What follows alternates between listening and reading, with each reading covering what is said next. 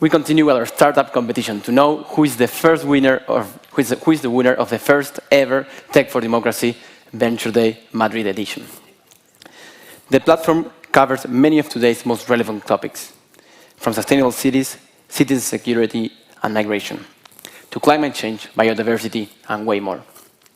Using artificial intelligence, they transform people's opinion into insights. Insights that can be used to make better decisions faster. Please, ladies and gentlemen, help me give a warm applause to Citibeats.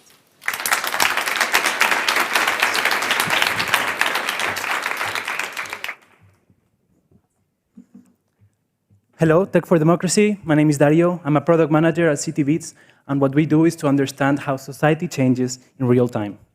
So my uncle, Agustin, he works at a yogurt factory, and he told me 8 months ago that truck drivers are super mad because of many things, including the rise of fuel prices, and I thought this was just an anecdote of my uncle's. But then, 3 months after, we saw a strike that really affected the whole food supply chain in our country. And I was like, I knew this, I had an insight, and I didn't do anything about it. Has it happened to you that you already had signals from some sort of social change, and you thought it was just a story? The thing is that we believe in crowd intelligence, and we are helping at Citibeats decision makers to prevent the next crisis. The problem is that we live in a data explosion, like a tsunami of data, in which in the last few years we have generated over 90% of the whole data in the world. And 80% of this data is unstructured, meaning that it's impossible for the human eye to see it, so people are telling us stuff and we're not reading it. So that's where we come. We're collecting open source data from social media that you already know, and websites and blogs. And for those demographics that are not well represented, we're sending them surveys on their phones and paying them either in Bitcoin or their local currency. So we are identifying the needs of women in rural areas of Pakistan or communities in the Amazon. Then we have a cutting-edge algorithm using NLP and machine learning to provide our license owners to have access to a dashboard in which they see the best insights. I don't know if words can express how proud I feel of our impact. For example, we are helping the UN identify the needs expressed by migrants in every step of their journey through Central America. We are helping the Inter-American Development Bank see exactly what little projects indigenous communities are carrying out in the Amazon so that they can attach economic value to things that people already attach environmental and social value to, therefore promoting sustainable investment. And we are also helping the World Health Organization identify in real time anti-vaccine narratives and to address a communication campaign. So we have already built a tool for democracy, which is having an impact in 1 billion euros of decisions, but we want to go farther. Like Prime Minister Arden was saying, transparency is key for the private sector. That's why I'm super proud to announce that we are going open source. We are building a platform in which data scientists and citizens all over the world will be able to participate and get engaged, because we believe that a well-functioning democracy is a democracy in which all of us participate. So they will be training our machine learning models based on more real and more local data sets so that it will work better, basically. And this is not only great news for citizens, it is also great news for investors, because we are going from a 60 billion target market to a 260 billion, which is what's allocated to data science in the world. We are a great team of 35 Citibeaters in Barcelona and DC, and all of us are super experienced, ready, and especially ready to inspire citizens, investors, and clients across the globe. So we already have a lot of insights, all of us, that inflation, food insecurity, war, polarization are rising in our countries. So what I would like to encourage you to do first is to listen to each other without any software. But also, we invite you to join us in monitoring real-time signs of polarization, distrust, civic unrest, and also looking at the opportunities that people are already initiating to solve their problems in order to scale them like we also want to scale. Many thanks for listening.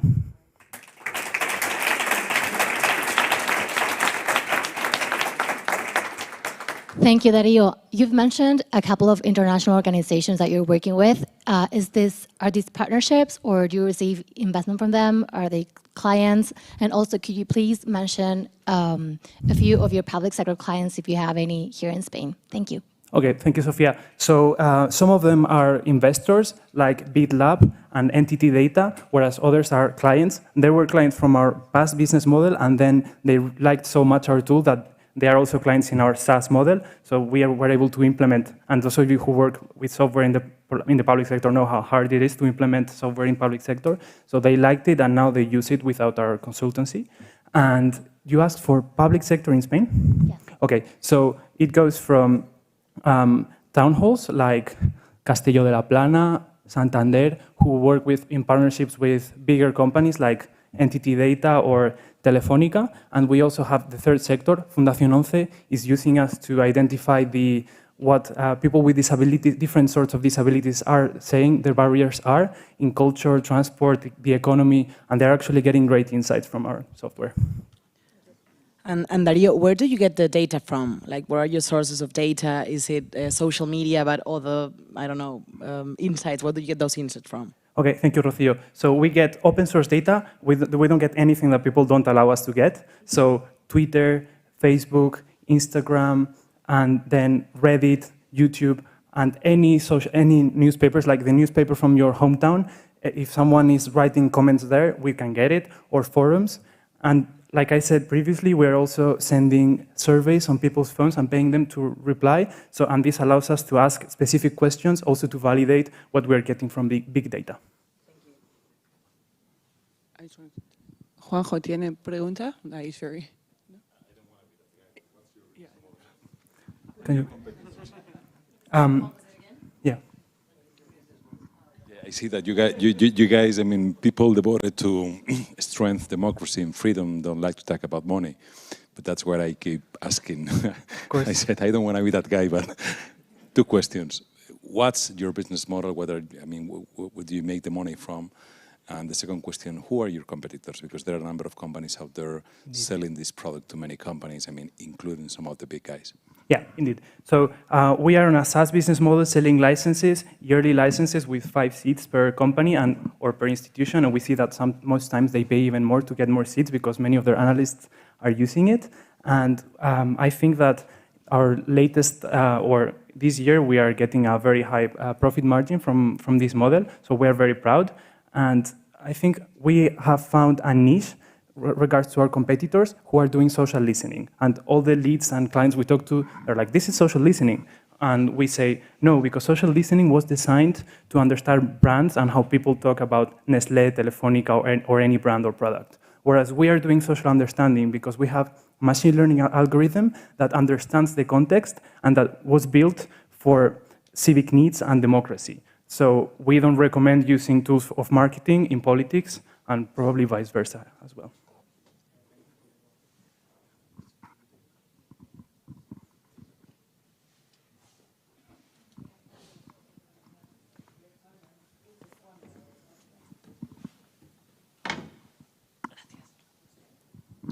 Hello, thank you for the awesome presentation. I'm more wondering, every time that we bring up social media use, social media scraping, we all know that that can be used for incorrect kind of governance, right? Of how you can exploit that data, how you can use it to silence dissenters. So I'm wondering what type of internal structures or internal governance do you have in place to kind of ensure the good use of social media data that is being passed along? And also, as you open source your model, how are you thinking about that new training data that's going to come in? Okay, thanks for your question. So first of all, we don't scrape. That's a forbidden word at Citibeats because we know that other competitors are doing scraping and we just take an ethical approach on data collection. Then your second question was about ethical use of data. Probably Amy and other people from big tech know that these companies will not create partnerships with companies that are not ethical. And the day we have an unethical use case, we lose our partnerships and obviously we wouldn't be able to keep working. So on a daily basis, we are working with very high standards to make sure that all our data is used in an ethical way. And finally, we are, in terms of the open source data science platform, we are working with partners, especially in the Global South, to promote in universities and even outside of universities a platform, a self-governed platform and decentralized that in which people it becomes like a community in which people help each other and train, like Wikipedia that was mentioned by Jeremy before, in which people improve our algorithm and our data collection. Thank you.